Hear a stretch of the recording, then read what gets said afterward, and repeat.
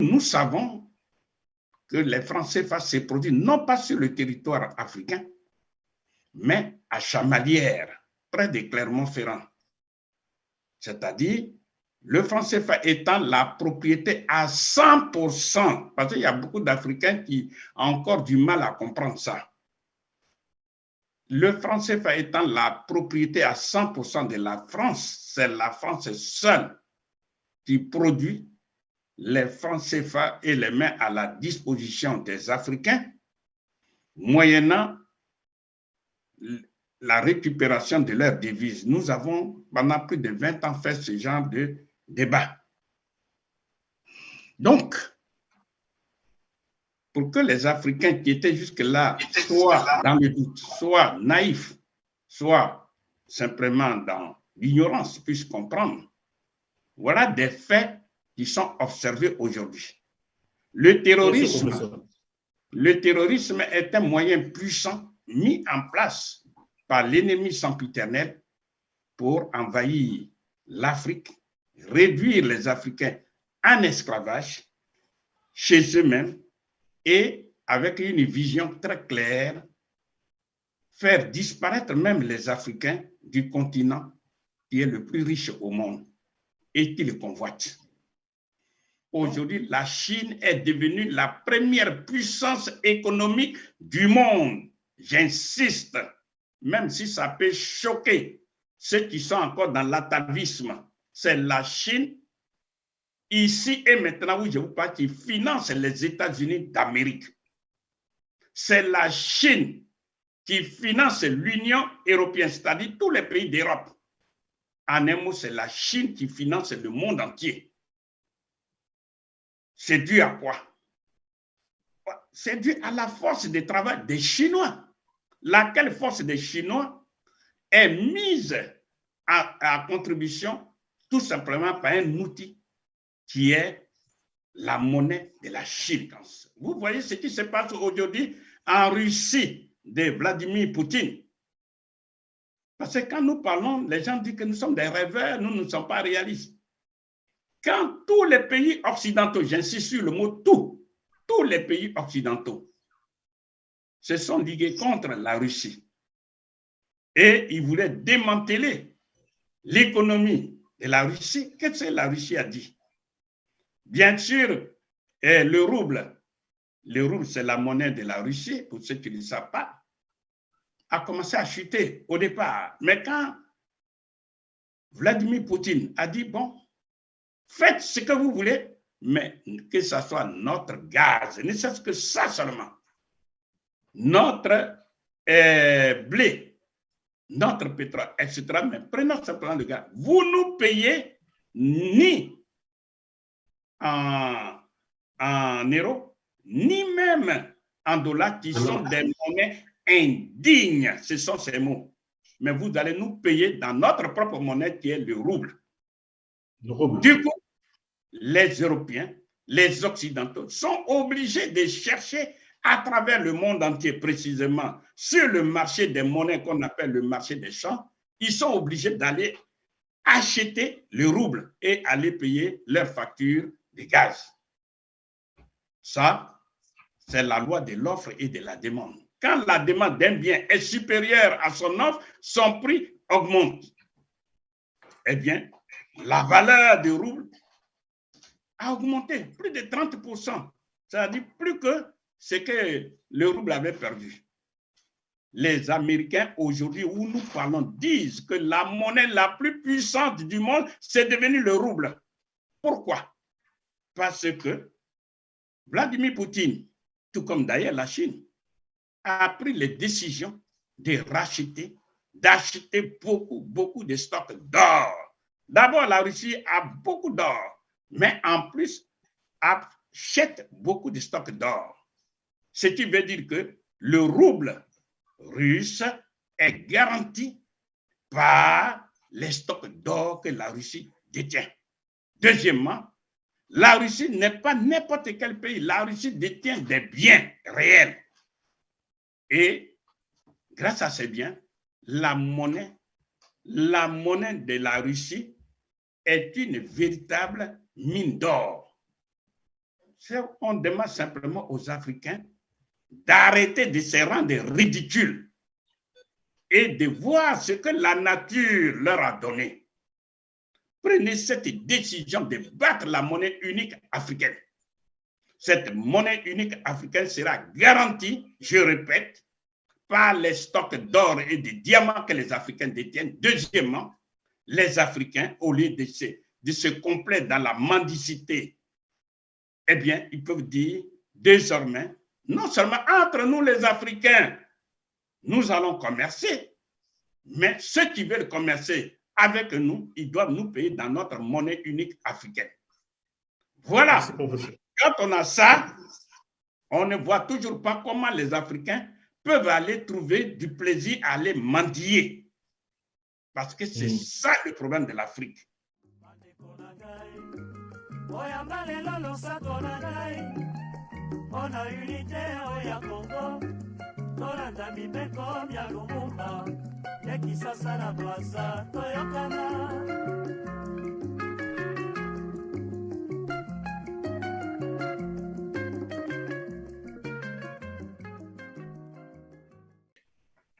Bonjour mesdames et messieurs, chers téléspectateurs de Taylor TV, je suis donc Diogène Séni.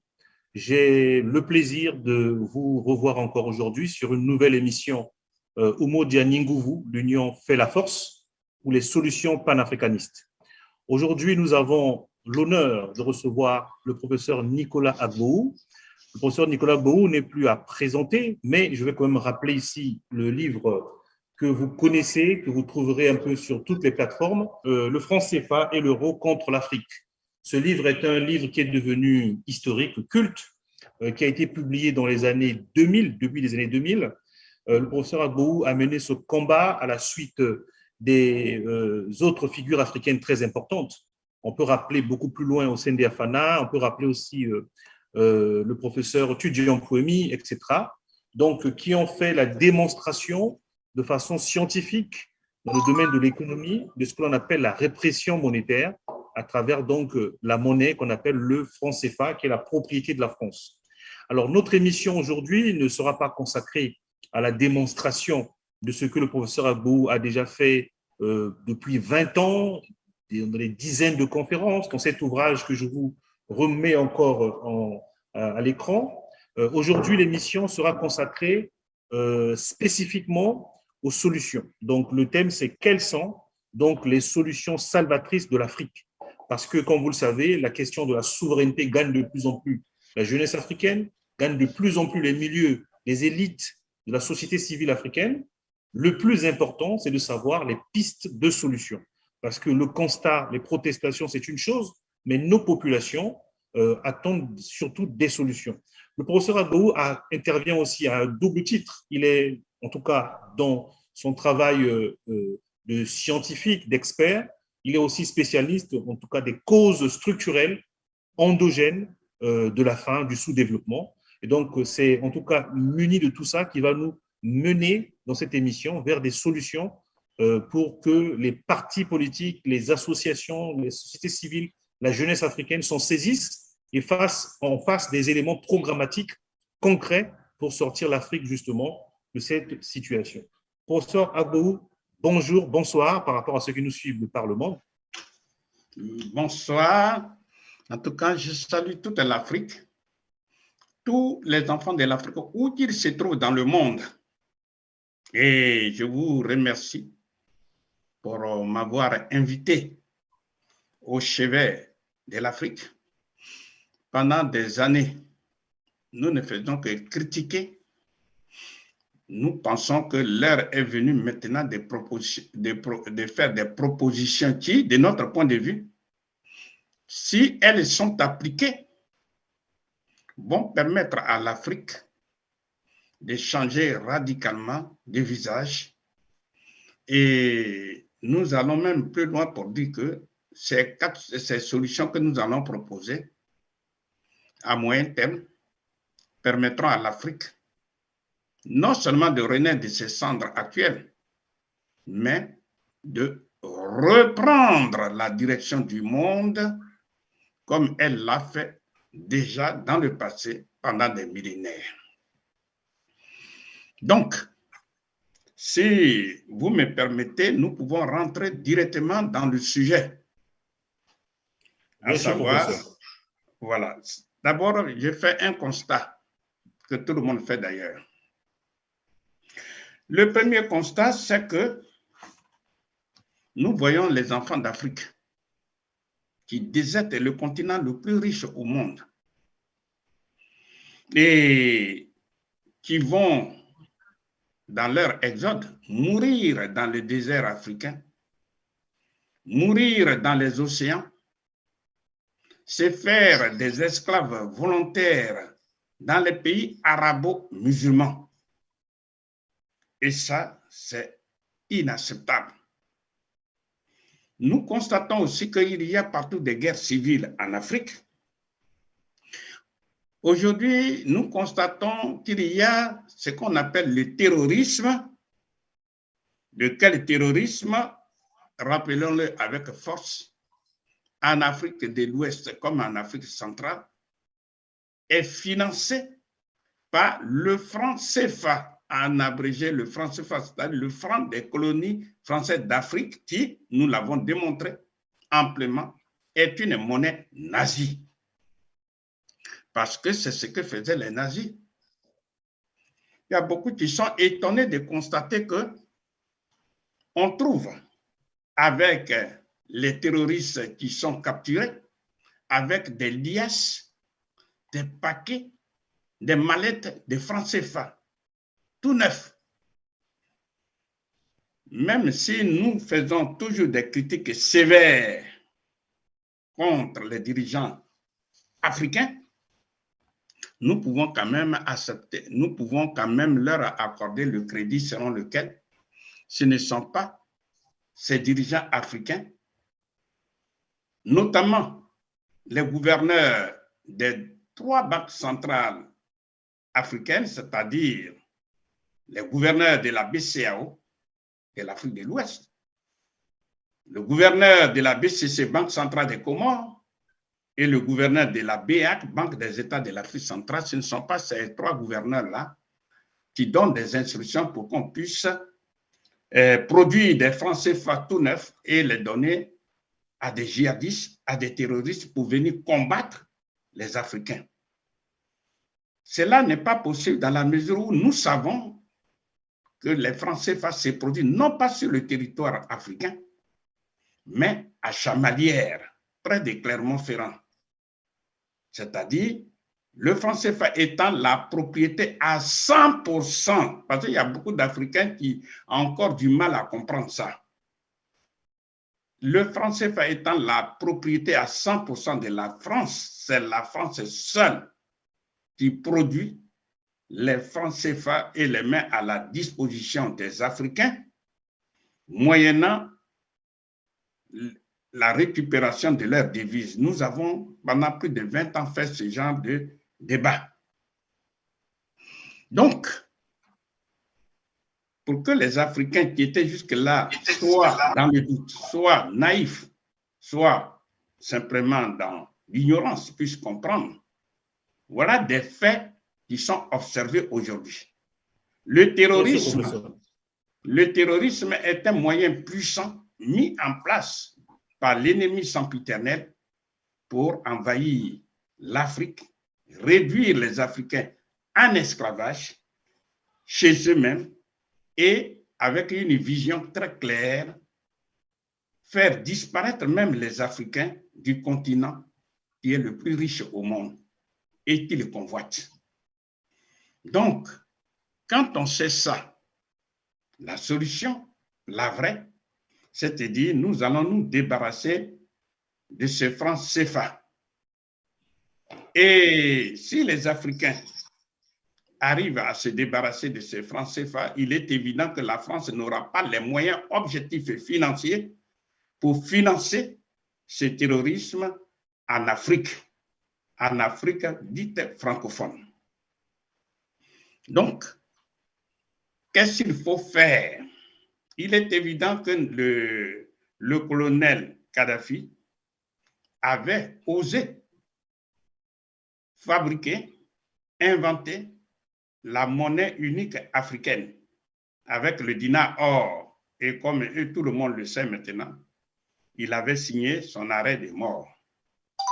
Mais la mort de Kadhafi ne fait pas disparaître toute l'Afrique. Et quel que soit le dirigeant africain, le jour où il disparaîtra de la terre, eh bien, le continent africain restera toujours là. Et les ennemis sempiternels de l'Afrique ne vont pas tuer tous les Africains.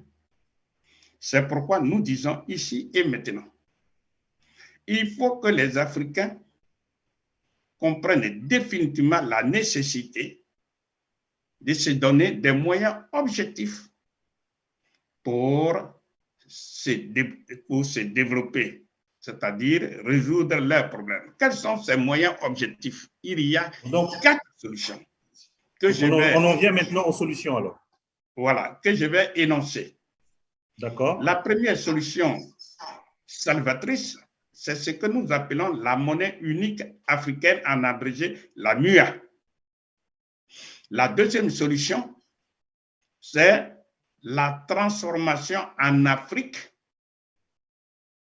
de toutes les matières premières agricoles, minières, minérales et énergétiques en des produits finis qui génèrent de la richesse qu'on appelle les valeurs ajoutées, lesquelles valeurs ajoutées éliminent la pauvreté socio-économique, j'entends dire. Et ça, c'est ce que nous appelons l'industrialisation. Ça, c'est la deuxième solution. La troisième solution, c'est la création, sinon la formation d'un État fédéral africain.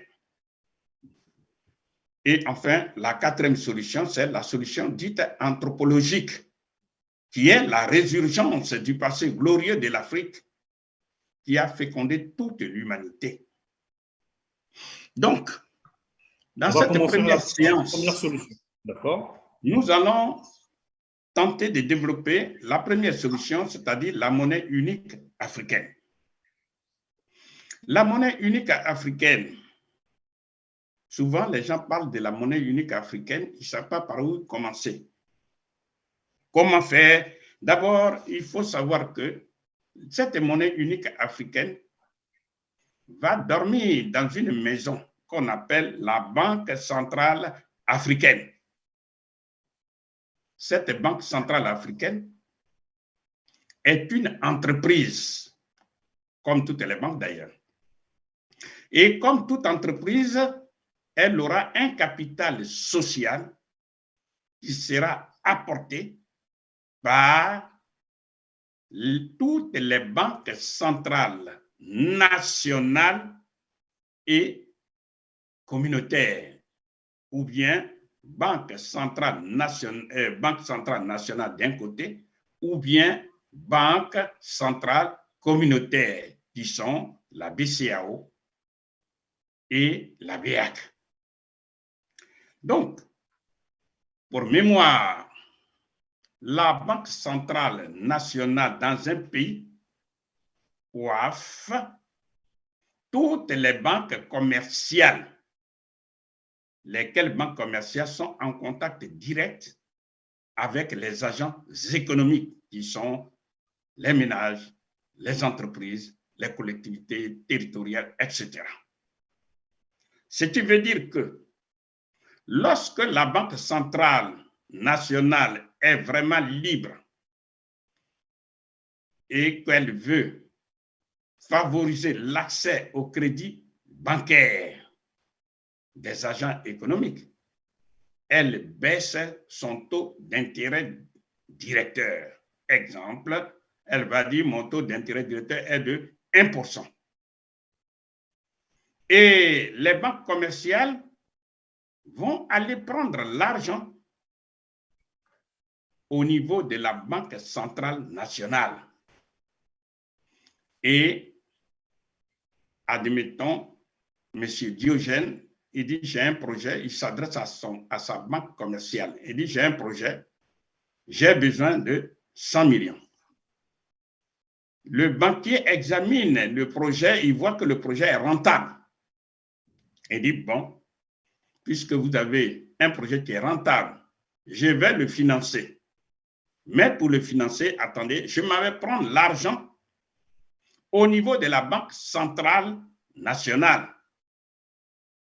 Et le banquier central national lui facture à 1%. C'est-à-dire, le banquier commercial prend cet argent, les 100 millions, et il va donner cet argent à M. Diogène, son client, non pas à 1%, parce que lui fait du commerce, voilà pourquoi on l'appelle banque commerciale. Il va lui facturer en se donnant, par exemple, une marge de 3%. Donc, comme lui, il a pris l'argent à 1%, plus sa marge qui est de 3%, ça sera 1 plus 3 égale 4%. Il dit, M. Diogène, voilà l'argent, je peux vous le donner, mais à 4%.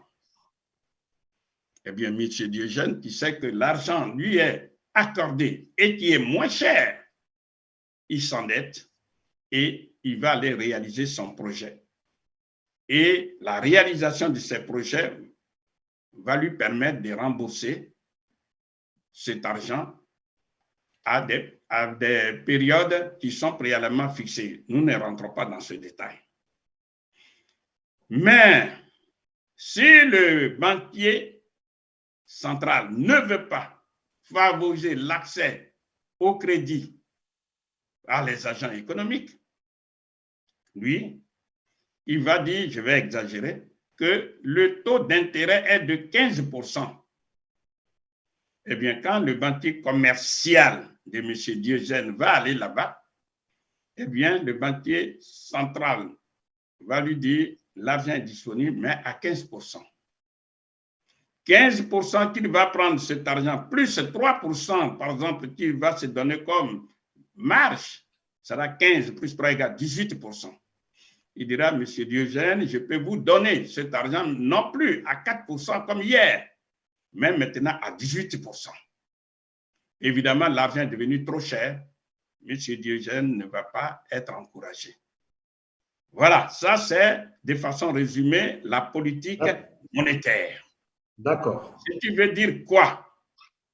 Ici et maintenant, les solutions de l'Afrique que nous cherchons, la Banque centrale africaine va coiffer toutes les banques centrales nationales et ou bien communautaires. Et ce sont ces gouverneurs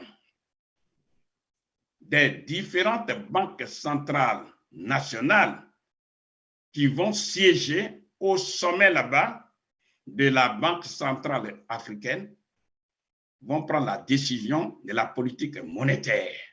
Ce qui veut dire, s'ils disent que nous voulons favoriser l'accès à l'argent des différents Africains qui veulent soit entreprendre, soit consommer, eh bien, nous allons, par exemple, dire que le taux d'intérêt directeur est de 1%, même de 0,5%, même de 0%. Ne soyez pas choqués parce que c'est ce que font les Occidentaux, notamment les Européens. La BCE, Banque centrale européenne, pendant longtemps, dit que le taux d'intérêt directeur est de 0%. Et les gens ont accès à l'argent et ils entreprennent. Pourquoi pas nous? Nous ne pouvons pas parce que nous n'avons aucune banque centrale africaine qui soit indépendante.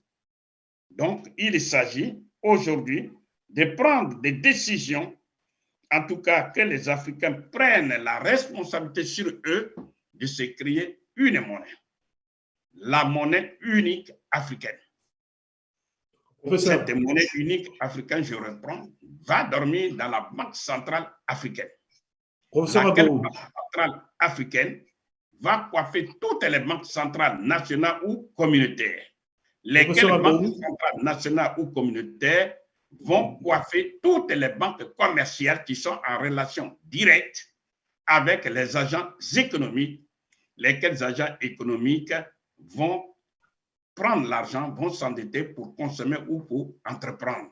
Oui, professeur, je me permets juste, je vous remercie pour cette pédagogie sur les banques et la banque mère et puis les banques secondaires, entre guillemets. Donc, ça suppose que les Africains ont fait la rupture politique sur la question du franc CFA, on est d'accord? Oui, puisque dès que la monnaie unique africaine, elle est née, toutes les monnaies nationales disparaissent, puisque nous avons désormais une seule monnaie qui va circuler dans toute l'Afrique. Donc, la question centrale que les gens ont tendance à poser, c'est de dire quels sont les critères de convergence, quels sont les critères de convergence que doivent remplir les différents pays africains qui veulent utiliser la monnaie unique africaine.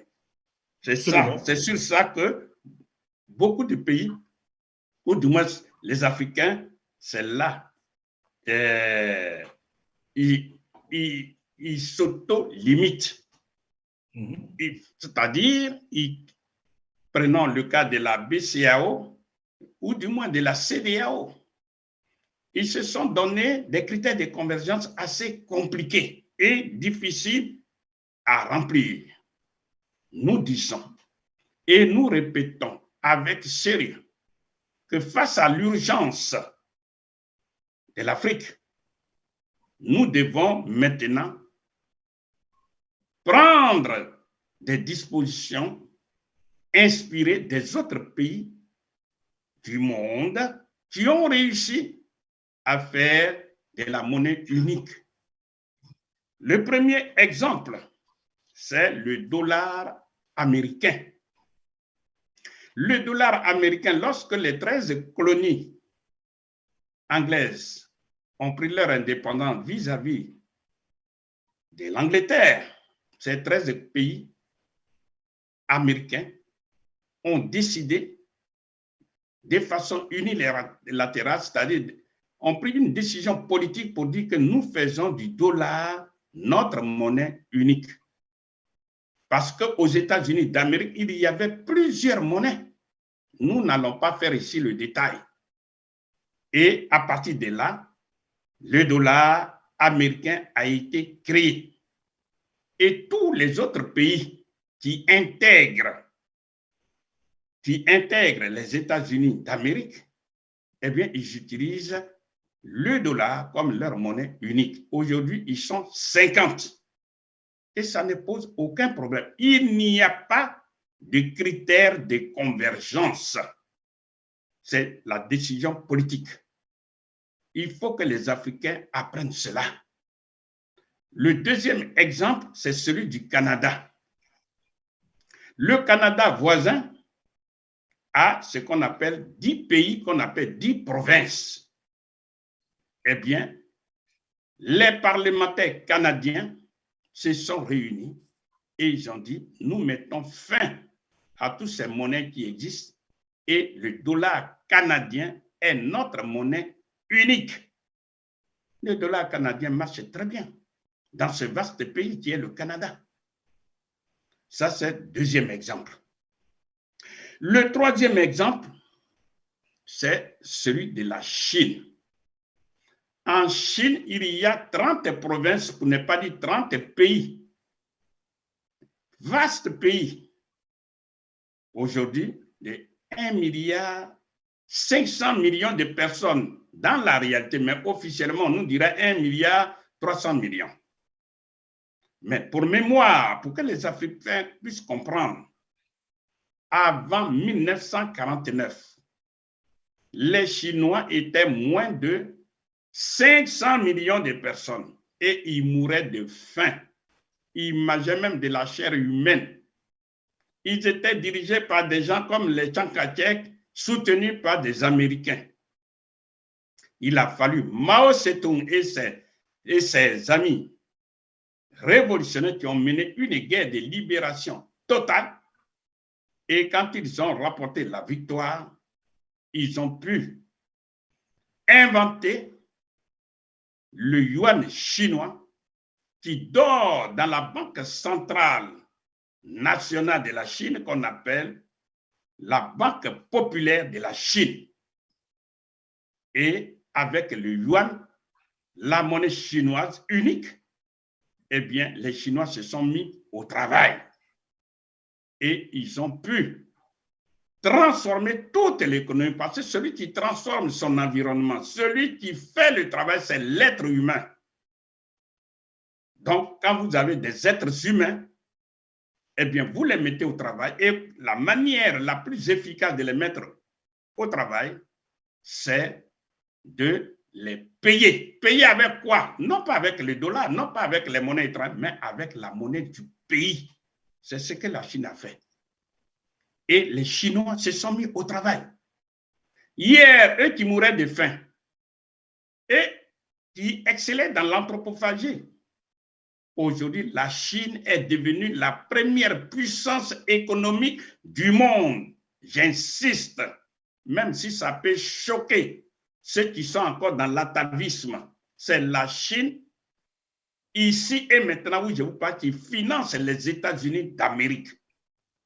C'est la Chine qui finance l'Union européenne, c'est-à-dire tous les pays d'Europe. En un mot, c'est la Chine qui finance le monde entier. C'est dû à quoi? C'est dû à la force de travail des Chinois.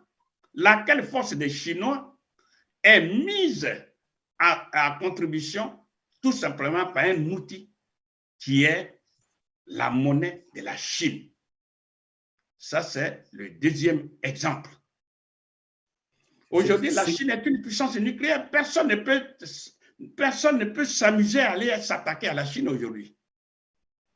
Mais il a fallu des leaders comme les Mao. Bien sûr qu'on ne peut pas faire des omelettes sans casser les œufs. Donc, pendant le grand parcours, le grand bond, il y a eu des casses. Mais aujourd'hui, personne ne conteste la suprématie de la Chine.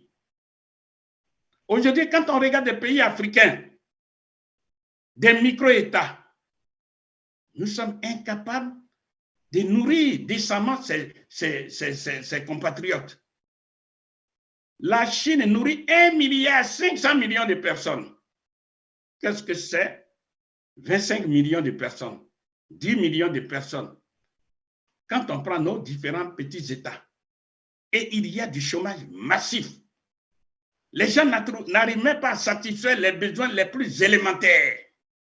Donc, nous disons, face à ces réalités objectives que personne ne peut nier, il faut se donner les moyens objectifs, c'est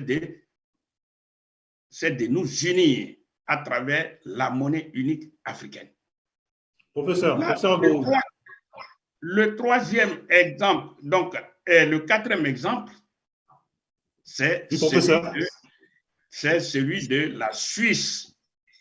D'accord. La Suisse, il y avait en Suisse, et notez-le bien, 860 monnaies différentes. Je reprends, même si ça peut encore choquer. Des gens peuvent prendre leur portable et puis chercher pour savoir si le professeur ne dit pas de bêtises. Il y avait 860 monnaies différentes en Suisse. La Suisse est composée de 26 pays qu'on appelle 26 cantons. Et ces 26 pays ont pris la décision politique à travers leurs parlementaires de supprimer toutes ces monnaies, cette pagaille monétaire, et ils ont adopté une monnaie unique qu'ils ont appelée le franc suisse. Aujourd'hui, à l'instant où nous parlons, tous ceux qui veulent conserver leur épargne en des lieux sûrs, c'est bien en Suisse qu'ils vont les cacher. Parce que ce franc suisse-là, cette monnaie unique, est gérée avec une rigueur. Voilà. D'accord, ça, professeur. C'est le quatrième exemple. Oui, et professeur, le cinquième exemple, c'est sur ça que je vais m'arrêter. D'accord. C'est le franc des colonies françaises d'Afrique qu'on appelle le franc CFA. Comment? Eh bien, quand la France a été victime du nazisme monétaire, quand la France a été victime du nazisme global, eh bien, quand la France est sortie de là, qu'est-ce qu'elle a fait?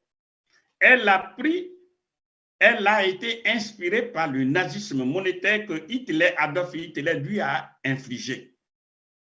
C'est-à-dire, la France a demandé tout simplement à son ministre de l'économie et des finances, René Pleven, et à son ministre des colonies, Jacques Soustelle, de lui préparer un décret pour la création du franc des colonies françaises d'Afrique. Et quand ce décret a été préparé, le général de Gaulle n'a fait que le signer et sans passer par le Parlement, eh bien, le franc des colonies françaises d'Afrique a été créé conformément à l'article 1 du décret 45-01-36. Et on l'a imposé à tous les pays africains qui sont sous domination française. Eh bien, quand ces pays africains, non, quand ces colonies françaises ont pris leur indépendance, eh bien, ils ont rejeté le franc des colonies françaises et ils ont battu leur propre monnaie. Parce que l'acquisition de l'indépendance politique, la première conséquence, c'est l'acquisition de la souveraineté monétaire, sans laquelle aucun développement sérieux ne peut être entrepris. C'est ça. Donc, quand tous ces pays sont partis, 1000 fois, hélas, il y a encore 15 pays d'Afrique qui restent encore sous le nazisme monétaire, cette fois-ci conduit par la France, mais contre les Africains. C'est ça. Donc, vous voyez bien que tous ces exemples que je viens de citer, il n'y a pas de critères de convergence. Lorsqu'un Africain, fut-il agrégé en économie, vous dit, nous sommes prêts à faire la monnaie unique africaine, mais il faut des critères de convergence. Il faut le regarder les yeux dans les yeux et lui poser la question, quels sont les critères de convergence que ces pays africains avaient remplis avant d'accepter le franc des colonies françaises d'Afrique? C'est une monnaie qui appartient à 100% à la France et qui a été imposée aux Africains. Ça veut dire fondamentalement, c'est une monnaie anticonstitutionnelle. Parce que la monnaie appartient toujours et toujours dans tous les pays du monde au peuple. Et c'est le peuple, soit par voie référendaire ou bien par la voie parlementaire, c'est-à-dire les représentants du peuple. Ce sont ces représentants du peuple, pour gagner du temps, qui décident, qui ont la décision de battre monnaie. Donc, vous voyez bien que lorsqu'on a fait ça, je vous ai dit, pour créer la monnaie unique africaine, le premier critère et le dernier, le premier critère de convergence et le seul critère de convergence à remplir, c'est une décision politique. C'est ça qu'il faut retenir à travers les 5 exemples que je viens de donner. Je peux en multiplier, hein, on peut aller au Brésil, un peu partout. Merci, professeur. On le sait très bien. On sait qu'il y a d'autres exemples. Professeur, oui. je voulais vous poser la question suivante pour éclairer encore un peu davantage les gens qui nous suivent. Est-ce que vous pensez que, à travers cette démonstration, à la fois sur les banques centrales et les critères de convergence, est-ce que vous pensez que l'écho va dans la direction de ce que vous venez d'indiquer? Bien. Écoutez, pour simplifier le débat, l'écho est tout simplement une technique mise en place par la France pour tout simplement empêcher les Africains de se donner une monnaie CEDEAO. C'est tout. Sinon, c'est-à-dire, les Français prennent les Africains pour des naïfs. Et voilà, ils ont brouillé le chemin et puis c'est terminé. Le Nigeria s'est fâché, etc. Et puis c'est fini. Comme des naïfs. Alors que les Africains meurent. Voilà. Donc, avec votre permission, je voudrais que nous allions vraiment à l'essentiel pour éclairer les Africains, leur faire comprendre qu'il existe des solutions. Quand on dit l'argent est le nerf de la guerre, ce n'est pas l'argent qui vient du ciel, c'est l'argent que les gens se créent. Malgré l'opposition des Africains et des Américains, les Européens ont créé leurs héros. Voilà. Pourquoi les Africains ne peuvent pas s'unir et dire que nous créons notre monnaie unique africaine que j'appelle en abrégé la MUA. Donc, comme ils se sont mis des obstacles inutiles, eh bien, il faut maintenant dire qu'il faut mettre fin à ça.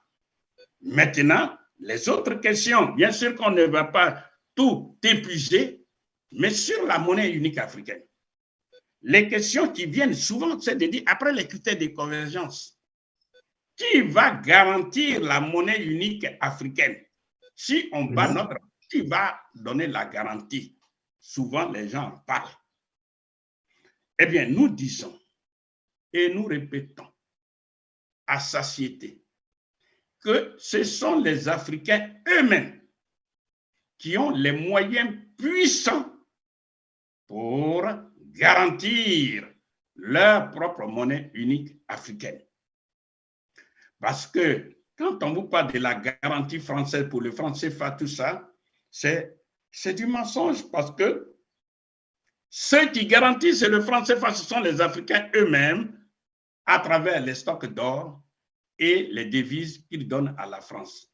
Donc, mettons ça de côté et allons à l'essentiel parce que nous sommes là pour les solutions. Absolument. La garantie de la monnaie unique africaine sera apportée par les Africains. Pourquoi? Parce que les Africains ont les moyens objectifs de garantir leur monnaie. Quels sont ces moyens-là? C'est, par exemple, ce que nous appelons en termes simples la valeur synthétique des matières premières stratégiques que détiennent les Africains, c'est-à-dire l'or, le diamant, le coltan, etc. Mais prenons simplement les stocks d'or et de diamants. On dit, bon, voilà, celui qui veut appartenir à cette zone de la MUA, monnaie unique africaine, nous demandons à chaque membre d'apporter, par exemple, chaque mois, je dirais, 20 tonnes d'or. Et quand on dit le pays de l'or, le continent de l'or, c'est bien l'Afrique. Donc, on va dire d'apporter 20 tonnes d'or. On peut même dire 50, mais je ferai simplement 20 tonnes d'or chaque année. Alors, les 54 pays vont apporter chacun 20 tonnes d'or. La première année, 54 multiplié par 20, ça fera 1080 tonnes d'or. La deuxième année, 2160, etc. Et je vais jusqu'à là, par exemple, à la 8e année, eh bien, les Africains, la Banque centrale africaine aurait, par exemple, 8640 tonnes d'or. C'est-à-dire, à la 8e année, les Africains auront un stock d'or qui est nettement supérieur à celui que détiennent les États-Unis qui ont 8200 tonnes d'or. Bien. Mais comme on construit l'avenir du continent, on peut continuer d'apporter cela et ceci, par exemple, jusqu'à, qui ne sont pas de l'agenda 63, 2063, jusqu'en 2063, eh bien, les Africains auront dans leur stock et dans leur banque centrale africaine au moins 68 000 tonnes d'or. Mais qui au monde peut avoir de tels stocks d'or si ce ne sont pas les Africains? Ce qui veut dire que les Africains, et s'ils veulent pousser plus loin, parce que c'est une renaissance, s'ils veulent pousser plus loin jusqu'en 2100, eh bien, ils auront plus de 108 000 tonnes d'or. Devant une monnaie comme ça, garantie puissamment, qui peut résister? Personne. Ça, c'est déjà un point. Mais deuxième point, il faut le remarquer, car vous avez maintenant l'expérience. vous allez dire, les Africains vont dire, vous, les autres parties du monde, vous commercez avec nous, c'est vrai. Mais nous voulons être payés dans notre monnaie, qui est la MUA. Vous voulez commercer avec nous, mais nous voulons être payés dans notre MUA. Quelle est la conséquence? Vous voyez ce qui se passe aujourd'hui en Russie de Vladimir Poutine. Parce que quand nous parlons, les gens disent que nous sommes des rêveurs, nous ne sommes pas réalistes. Quand tous les pays occidentaux, j'insiste sur le mot tout, tous les pays occidentaux se sont ligués contre la Russie et ils voulaient démanteler l'économie de la Russie, qu'est-ce que la Russie a dit? Bien sûr, le rouble c'est la monnaie de la Russie, pour ceux qui ne le savent pas, a commencé à chuter au départ. Mais quand Vladimir Poutine a dit, bon, faites ce que vous voulez, mais que ce soit notre gaz, ne serait-ce que ça seulement, notre blé, notre pétrole, etc. Mais prenons simplement le gaz. Vous nous payez ni en euros, ni même en dollars, qui sont des monnaies indignes. Ce sont ces mots. Mais vous allez nous payer dans notre propre monnaie qui est le rouble. Du coup, les Européens, les Occidentaux sont obligés de chercher à travers le monde entier, précisément sur le marché des monnaies qu'on appelle le marché des champs. Ils sont obligés d'aller acheter le rouble et aller payer leurs factures de gaz. Ça, c'est la loi de l'offre et de la demande. Quand la demande d'un bien est supérieure à son offre, son prix augmente. Eh bien, la valeur du rouble a augmenté plus de 30%. C'est-à-dire plus que ce que le rouble avait perdu. Les Américains, aujourd'hui, où nous parlons, disent que la monnaie la plus puissante du monde, c'est devenu le rouble. Pourquoi? Parce que Vladimir Poutine, tout comme d'ailleurs la Chine, a pris les décisions de racheter, d'acheter beaucoup de stocks d'or.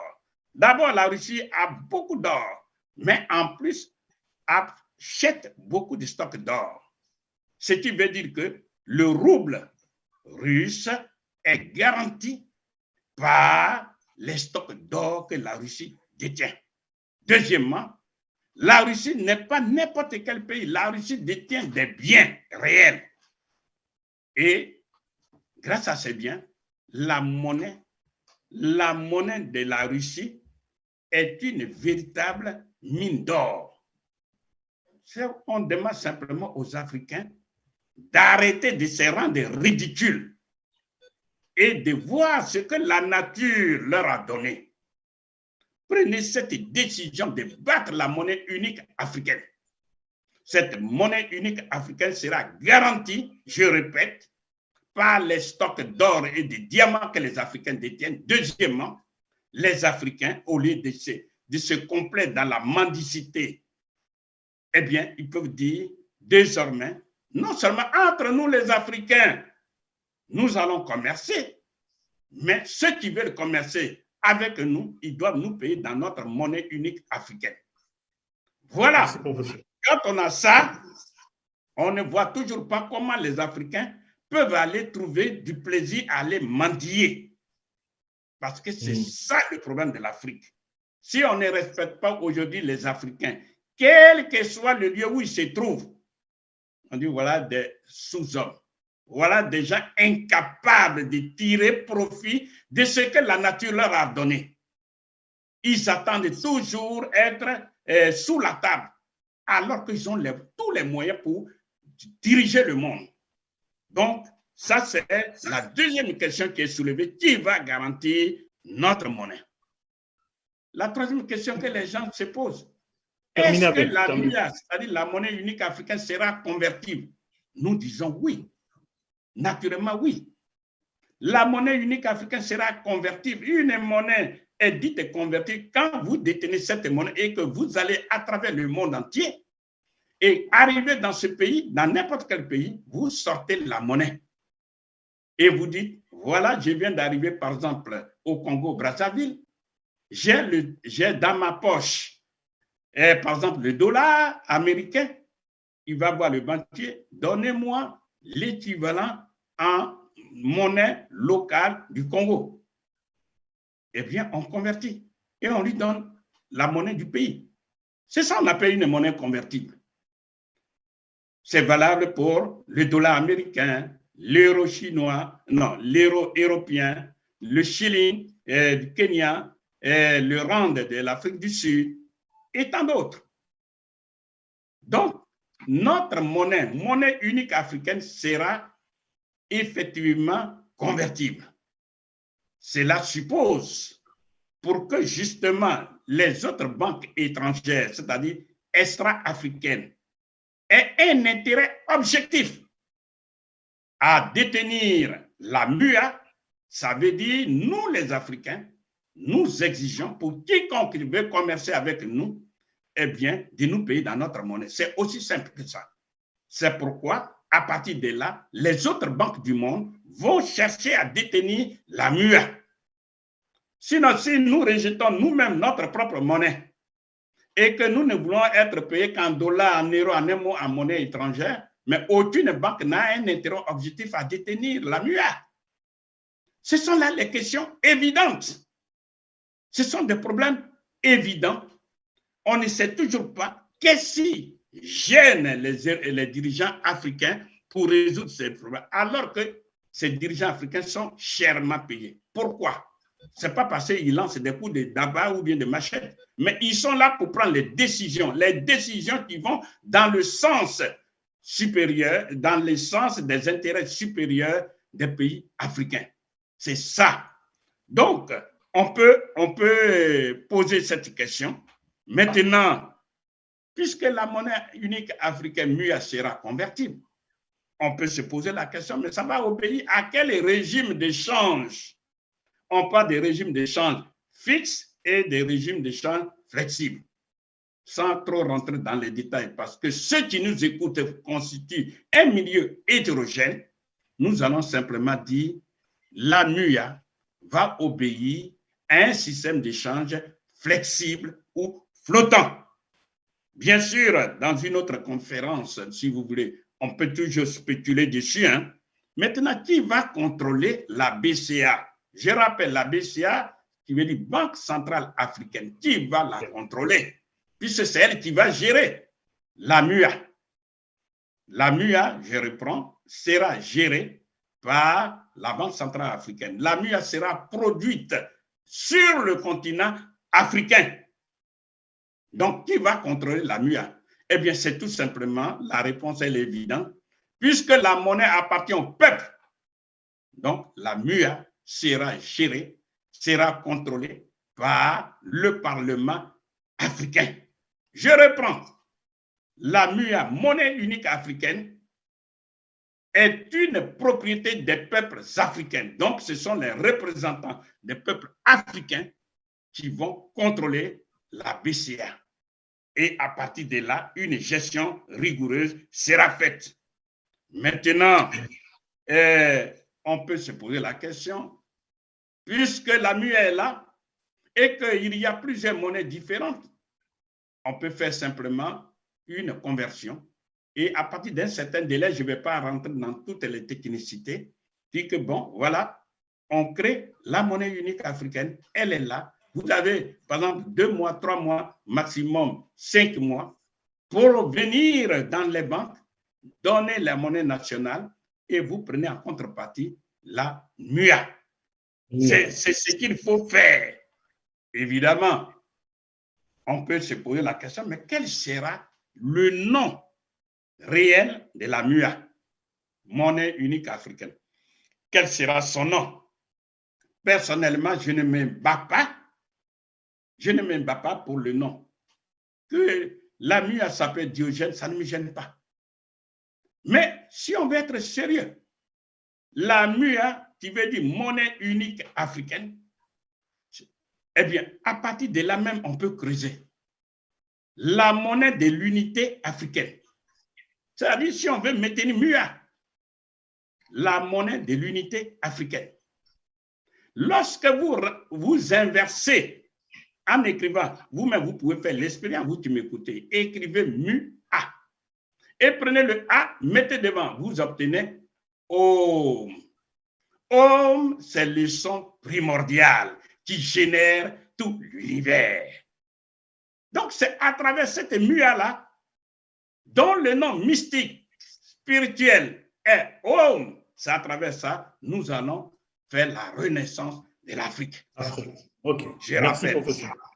On peut continuer, mais comme le temps nous est limité, je ne vais Oui. pas trop m'attarder. Maintenant, on peut se poser la question, quel sera le siège de la BCA, Banque centrale africaine? Encore une fois de plus, ça c'est un petit problème qui peut être résolu par les Africains eux-mêmes, les décideurs. Ça peut être installé, que ce soit au Nigeria, en Afrique du Sud ou dans n'importe quel pays africain. L'essentiel, c'est que le siège de la BCA, Banque centrale africaine, soit en Afrique. C'est ça qui est l'élément le plus important.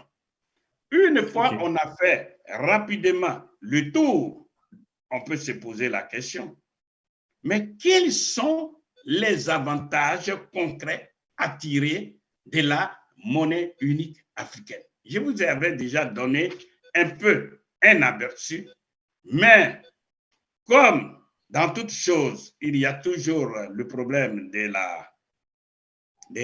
la pédagogie. Ça fait pratiquement, je crois, 1 heure que nous parlons. Absolument. Eh bien, pour répondre à cette question essentielle, eh bien, la réponse à cette question, ça permet d'aborder la deuxième solution qu'on appelle le problème de l'industrialisation, parce que c'est la monnaie unique africaine qui sera le moyen objectif que les Africains se sont donnés pour financer sérieusement l'industrialisation des économies africaines, c'est-à-dire la transformation en Afrique de toutes les matières premières agricoles, minières, minérales et énergétiques en des produits finis qui génèrent de la richesse qu'on appelle la valeur ajoutée, laquelle valeur ajoutée élimine la pauvreté socio-économique. Et c'est grâce à la monnaie unique africaine que nous allons financer, sinon nous allons éteindre les 14 besoins essentiels de l'Afrique. Professeur, voilà. Je voudrais vous dire qu'on a à peu près fait 1 heure. Comme vous savez que sur le plan pédagogique, ça peut faire baisser un peu la tension de nos amis téléspectateurs. Ce que je vous propose, c'est de faire une petite conclusion, puisque nous aurons une deuxième émission qui va être consacrée à la partie industrialisation. Il serait intéressant que nous puissions revenir là-dessus, mais vous pouvez quand même conclure cette première partie en quelques minutes. Très bien. En tout cas, merci de me donner la possibilité de conclure. Nous disons, on ne construit pas un pays avec la mendicité financière internationale. L'erreur fondamentale, monumentale que font les Africains, c'est de compter sur l'aide extérieure. Nous disons, les Africains ont tous les moyens pour se donner les moyens financiers objectifs, c'est-à-dire créer la monnaie unique africaine. Une fois ils ont fait ça, comment on y parvient? Eh bien, c'est par une décision politique. Et ça peut se faire en moins d'1 mois. C'est ça, c'est une décision politique. On demande tout simplement à ces 54 pays africains, eh bien, prenez la décision de battre la monnaie unique africaine. Et on peut commencer, pas forcément avec tous les 54, mais on peut commencer quelque part. Et ce quelque part, il y a le Mali. Le Mali d'Assimi Goïta qui est là. Le Mali peut s'unir sur ce plan avec la RCA ou bien la République centrafricaine. Ensuite, le Burkina Faso. Et enfin, la Guinée-Conakry. Les 4 là peuvent poser les bases de la monnaie unique africaine. C'est ça. Et à partir de là, tout le monde va venir. Parce que nous sommes à une époque, à une situation exceptionnelle, où pour le moment, je dis bien pour le moment, la Russie est combattue par tous les autres pays occidentaux. Nous devons profiter de cette situation exceptionnelle pour pouvoir nous unir et asseoir solidement la base de la monnaie unique africaine à partir de laquelle nous allons nous industrialiser. Je vous remercie. Merci beaucoup, professeur. Je pense que vous avez vraiment, vous nous avez gratifié de ces éléments de réflexion. Je retiens principalement que vous appelez le peuple africain à s'emparer de la question monétaire, car il s'agit de la souveraineté du peuple africain. Donc, toutes les catégories sociales africaines s'emparent de cette question parce que c'est elle, en tout cas, ou c'est lui, le peuple, qui, d'une manière ou d'une autre, à travers les mécanismes que vous avez expliqués, soit par le Parlement, soit par référendum, en tout cas par la reconquête de sa souveraineté, qui décidera de prendre à bras-le-corps la question monétaire. Nous allons revenir la prochaine fois pour développer la partie industrialisation que vous avez déjà énoncée rapidement, mais nous reviendrons dans le détail la prochaine fois. Et je voulais vous remercier encore profondément et dire à nos téléspectateurs que nous allons mettre fin à cette première partie consacrée aux solutions liées à la question monétaire et que nous ferons la prochaine fois l'émission avec le professeur Abou. Nous sommes très contents que vous ayez pris le temps de nous suivre et nous vous disons, donc pour notre émission Umoja ni Nguvu, c'est-à-dire l'union fait la force, la solution panafricaniste, nous y sommes vraiment. Merci et à la prochaine. Kongo